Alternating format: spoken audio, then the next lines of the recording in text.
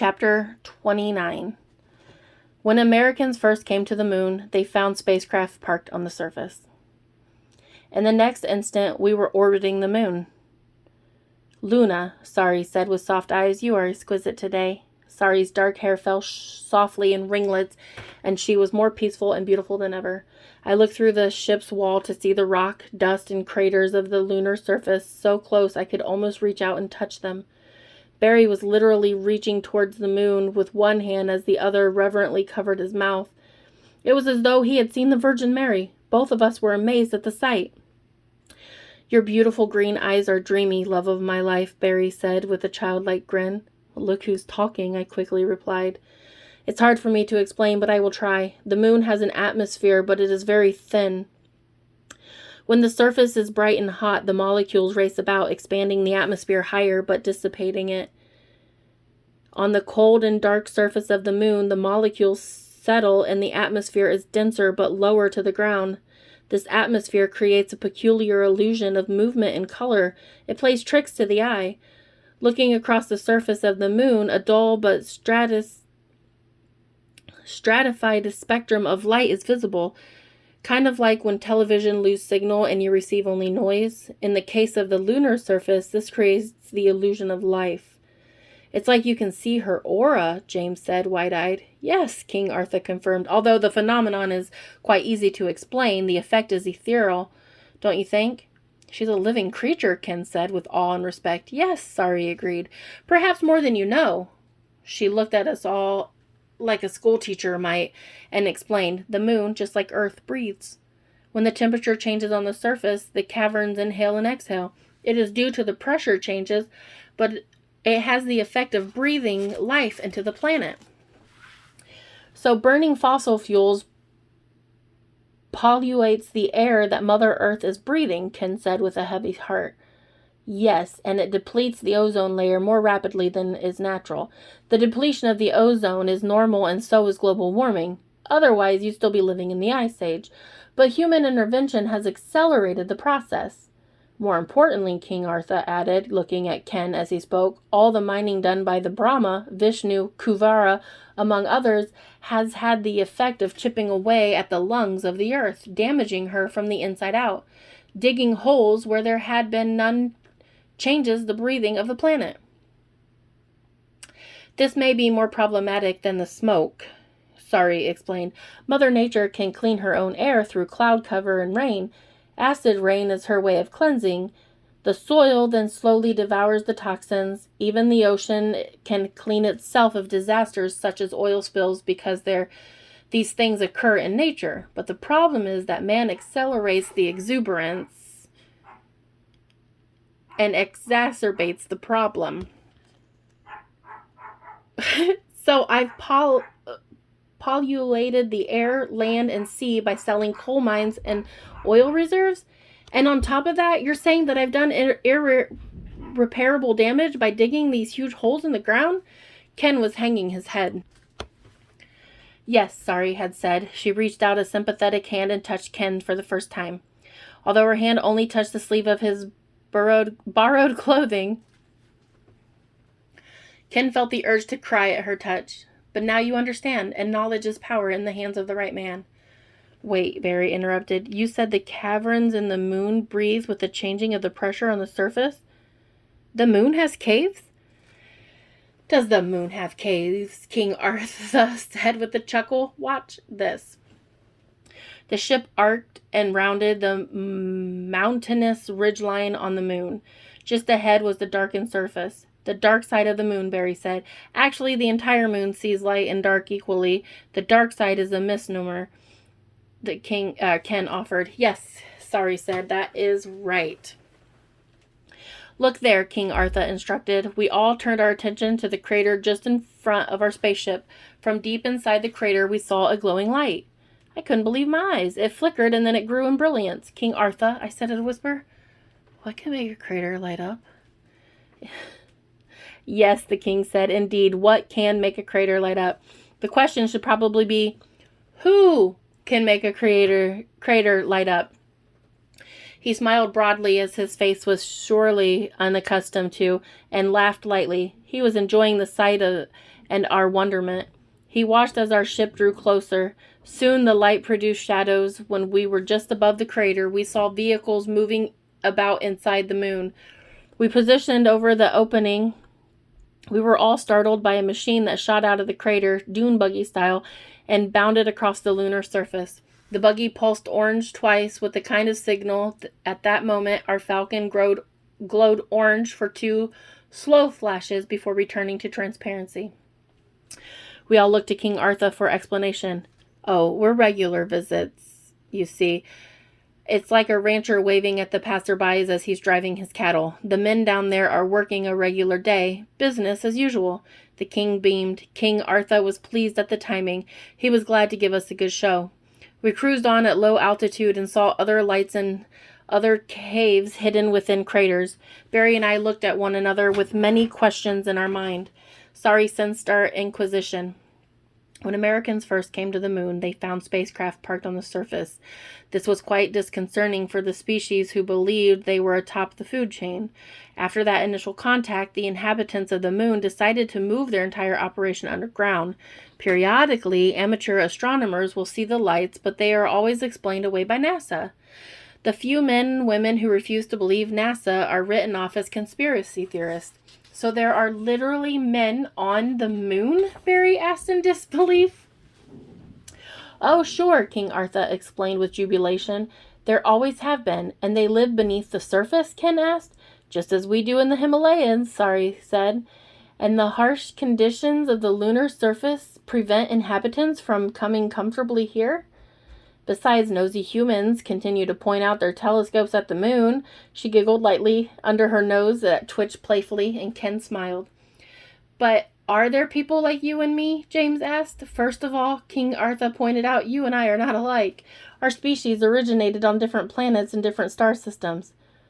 Right, James said. I tend to forget that. Secondly, there are 6 species of humanoids on the moon. At last census, some are permanent residents and others occupy outposts for designated periods of time, much like the scientists in Antarctica. That is simply amazing, I said. I am not at all threatened by that information. So why do our leaders continue to fear into social collapse as an excuse for non-disclosure? It's not about the decay or the complete collapse of religious beliefs, Sari said. As you have been told, religion will survive any disclosure because religion is a way to explain the unexplained. There will always be inexplicable phenomena to attribute to a god or to a devil. She paused to let the point settle on us. Continuing, Sari said, the non-disclosure policy is fueled by fear of revolt or mutiny. Imagine you are the king of a grand kingdom. You have built up a formidable army and have protected your borders for decades. Now imagine a neighboring kingdom has wealth beyond compare. The people are better educated, healthier, and happier. As a king of your kingdom, you cannot give your subjects what your neighbor has and his subjects without the complete restructuring of your society. You would be forced to dismantle your massive army and to reduce the size and strength of your central government, giving autonomy to your subjects. You would have to move towards Hungarian design and a clan government. You simply can't afford this kind of social change. Another alternative is to invade that neighbor and take his holdings, but your military is no match for his advanced unmanned technology. You are equipped for war of attrition, but he won't meet you on that battleground. Sari's face was stern but animated. Instead, you hide the neighbor, building a wall that cannot be toppled. When your people suggest there is something better on the other side of the wall, you ridicule them, imprison them, or kill them. Soon and very soon, no one in your kingdom wants to think about what might be on the other side of that wall. Even if it is better than what they have, they cannot allow themselves to believe it exists. They think they live in the greatest country in the world, as evidenced by their military might. Cognitive bias, I said. Cognitive bias is a technique used by psychologists and disseminated through propaganda to shape our thinking. It keeps us inside a box, running the same maze, looking for the same cheese. It keeps us climbing the wall. James jumped in, adding, And cognitive bias creates cognitive dissonance when evidence to the contrary of our programming presents itself.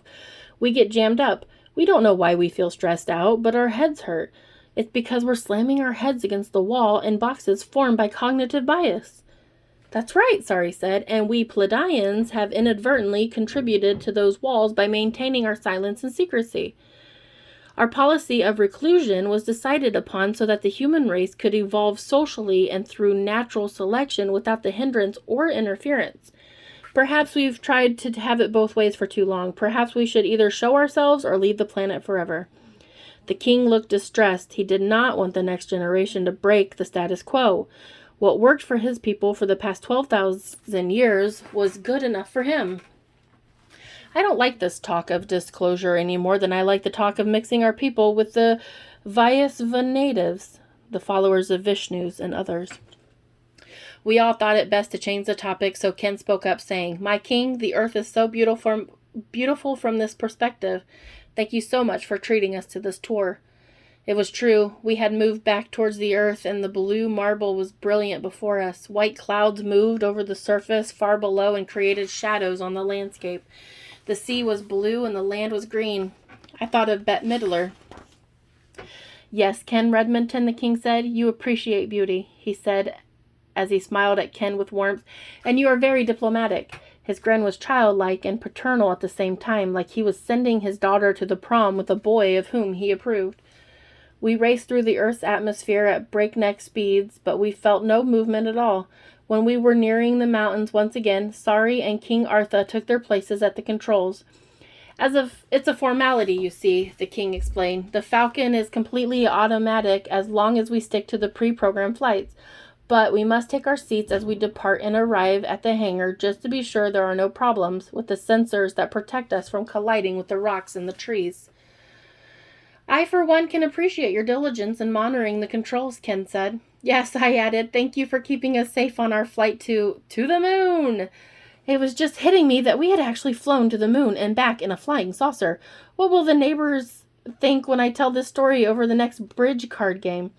As we disembarked, I was once again struck by the similarity to my dream. "King Artha," I spoke slowly, "I was wondering about a couple of pilots named Trine and Cyrek." The king stopped in his tracks. The blood drained from his face, and he slowly turned to Sari and then to me. Artha and Sari were both now looking at me for an explanation. "I may have met them," I said cautiously. "You did not meet them on this plane of existence," King Artha said. "They have been dead for nearly 40 years. My surprise was written on my face. "But they were pilots here?" "They were two of Alika's best," the king said. "Follow me." We all walked through the immersed hangar and into a kind of break room for the pilots and staff. On the wall of the room was a shrine built to honor the two men in my dream. There before me were the likeness of Trine and Cyrek. Bigger than life. I pointed at the men, one blonde and one with dark hair, as I spoke. "Yeah, that's them. Trine was a pilot and Cyrek was the co-pilot. We flew upside down over a fighter jet and then left him sucking our contrail." I was excited as I remembered the experience. The memory was so strong I had difficulty believing that it had been a dream. "You left a contrail?" King Artha asked. "No, I'm sorry. I forgot there were 4 pilots in our company. It was a figure of speech." "4?" King Artha asked. "Your Highness, the King, Her Majesty the Princess, Ken Redmonton, and my Hapkido instructor, James." James bowed deeply and dramatically. "I flew helicopters for the U.S. Army," he said plainly. 2 fellow pilots?" the king exclaimed, and turning to Sari. "I knew I liked these people." "Now back to your episode with Trine and Cyrek," Sari said. "Those were their flight names, of course. Had you met them in another capacity, you would not have known their flight names. You said you flew with them? When?" "Just recently, not long before coming to the Himalayas, actually," I explained. "They came to me in a dream, preparing me to experience Alika and the flying discs." "Well," King Artha said, "I'm glad those boys are still working for us. It was really sad when they died. They were flying experimental aircraft, completing aerial maneuvers when one of them veered left for no known reason, and collided mid-air with the other. Apparently, the automatic stabilization feature of that particular aircraft was insufficient for the craft. We lost both the boys that day." King Arthur stopped to think about what I had told him. Yes, it makes sense that Treen was your pilot. He had more training and more flight hours logged. Strangely, it was his aircraft that veered off course. King Arthur looked at me very closely, as though looking for a sign that I was being dishonest. Well, I consider it a good omen that those boys brought you to us, Miss Chambers, I said. My name is Ruby Chambers, and this is my husband, Barrington. Yes, of course, the king said without apology. Thank you, Mrs. Ruby Chambers, for being our guest in Alaka. He looked at Barry. Now, we are pleased to have you as well, Mr. Barrington Chambers, and you, James of Hapkido. James smiled. I like it. James of Hapkido is a great moniker. Thank you, Your Highness. Retire for the evening, my guest, and my darling daughter will greet you in the morning. Alaka is your home for the time being, and she will acquaint you with our fair city. Thank you, King Arthur, we all said in our own ways. We retreated to our quarters and fell quickly to sleep that night. Although the trip to the moon and back was fabulous, we were fabulously exhausted. Our minds dreamt of the moon and the stars as our bodies slept. It had been a day to remember. Indeed, Barry and I had many more memories to make with Ken and James in the strange and wonderful lands.